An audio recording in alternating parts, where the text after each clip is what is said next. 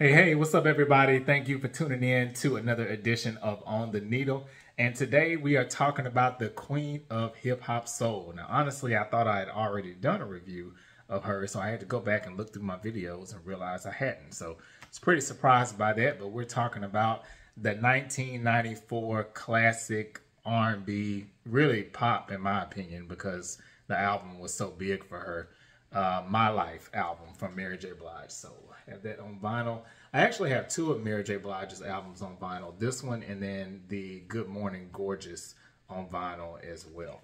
So nothing really special about the packaging. These are the same liner notes that you would find in the physical CD copy or even cassette if you have it from back then. So yeah, as far as that goes, nothing really fancy. But who cares? I mean, this is my life that we're talking about. Mary J. Blige, her career has just really transcended so many levels. And I feel like she's grown before our eyes. I feel like she's that artist that, you know, you grew up with her. I mean, literally, I did. When she first came out, I was about 10 years old. Well, no, actually, I was probably like 7 years old.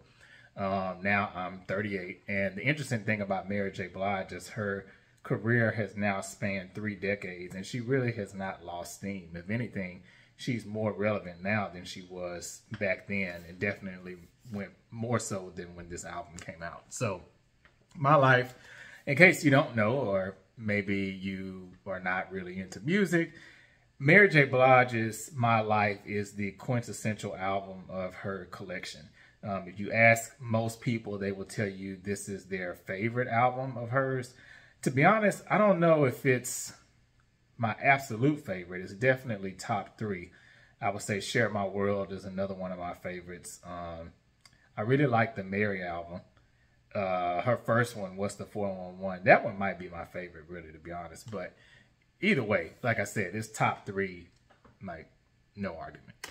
But this album was very important for several reasons. So, of course, it really beat the sophomore jinx that a lot of artists get. This was her second album. So a lot of people thought, oh, okay, well, yes, she came out of the gate, you know, smoking with singles like Real Love and Reminisce and Love No Limit, which that's one of my favorite songs of hers. And so many people thought, could she do it again? You know, could she still have this same level of success? Mary J. Blige is really instrumental for introducing Puff Daddy, to be honest. At that time, he was known as a producer, but he wasn't like Puff Daddy like he is now. And he produced this album. Mary J. Blige wrote a lot on this album. So it really brought him into the light. Jodeci was hot back then. Of course, her tumultuous relationship with KC was really going strong during this album. He's featured on background vocals on some of these songs. Also, My Life really introduced Faith Evans as well, who also later went on to sign with Bad Boy and has been a legendary artist in her own right since she's come out. So Faith Evans did some writing on this album. She also did background vocals, which is pretty cool. And the interludes, you know, that's one thing I really miss about albums today. I feel like albums of the 90s really had some good interludes, and I really kind of miss that. There's a few albums that have that now, but not too many. So there's that first initial interview where interlude where it sounds like Puff Daddy's kind of like leaving a voicemail for Mary J. Blige and kind of addressing the pundits and people, naysayers, saying she can't do it again. But this album is pretty much a no skip, to be honest, to me. You know, we look at the track listing here, so you know, I'll just kind of quickly go down the list. So we have the Mary Jane song, All Night Long. There's a lot of samples here on this album, but it's not a bad thing because one great thing about Puff Daddy is he knows how to work a sample. And it's very evident on this album. He does it in a way where it doesn't sound like a carbon copy of the song. Plus, when you put Mary J. Blige on anything, she's going to put her own flavor to it. So Mary Jane, All Night Long, really popular song. I feel like even though it wasn't a single, it's one of the fan favorites, I feel, from the My Life album. Also, You Bring Me Joy was an up-tempo song. One of the first up-tempos that we really heard from Mary J. Blige during this dark era, if you will, in her career, admittedly so even by her. But what's interesting, I feel like during this time, songs like You Bring Me Joy, even though what she was talking about was positive, but when you really listen to the lyrics, she's basically talking about, you know, I don't want to argue, fuss, and fight. So she's giving a glimpse into a relationship that's really not good. She's just saying, hey, I just want to have a good time tonight or for this moment. Fast forward, and then you listen to songs like Just Fine, where she genuinely does sound happy. I'm the Only Woman. That song it's got this Caribbean kind of beat. I really wish that one could have been a single. I'll just say this, whoever was the A&R for this album, I do not envy them, because it would have been so hard to pick singles from this album. Of course, there's a few standouts. I think Be Happy was the perfect lead off for the first single. Of course, I'm Going Down would have been a single as well. My Life, to be honest, I don't know if I would have released that one as a single. I do like the song, but it's just so dark. I mean, I get it because it really sums up what she was going through at that time. But even though the album is a no skip in my book, that's the one song I probably would skip if I had to pick one.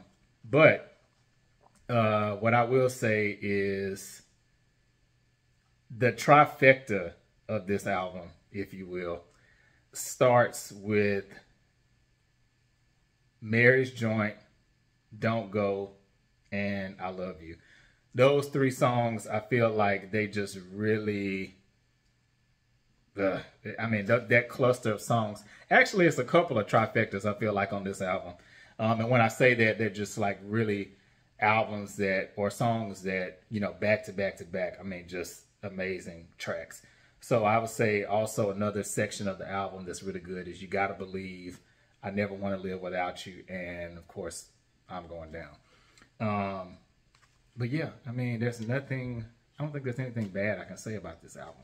It's raw, it's honest, and Mary J. Blige really gave birth to a lot of female artists in the R&B vein that have since tried to copy her style a little bit. Faith Evans took a little bit of Mary J. Blige's swag in the beginning. I'd say, you know, you have people like Keisha Cole, you know, even to some degree, you could say, you know, maybe Money Long a little bit. Just so many female artists that she has inspired. I really hate that she didn't get any Grammy Awards for her album Good Morning Gorgeous at this year's Grammy Awards ceremony. So I feel like she kind of got snubbed there. I don't think she maybe should have won every single award she was nominated for, but she should have won something, because that was also a really stellar album, especially considering this far in her career to make that type of quality music. So anyway, let me know what you all think about Mary J. Blige's classic album, My Life. This is must-have 90s music right here. I feel like a lot of things from the 90s are making a resurgence, and you can't talk about the 90s without talking about Mary J. Blige, and specifically talking about this My Life album. So this is one of my most treasured vinyls. It was very hard to find when I got it, but I'm so glad I have it in my collection. So let me know your thoughts on the album, some of your favorite tracks. Don't forget to like, comment, and subscribe. And also don't forget to check out the Water Bear podcast if you have not already. The latest episode was just released yesterday, so we're about halfway through the season with 5 more episodes to go. All right. Thanks so much, everyone, for tuning in, and have a great weekend.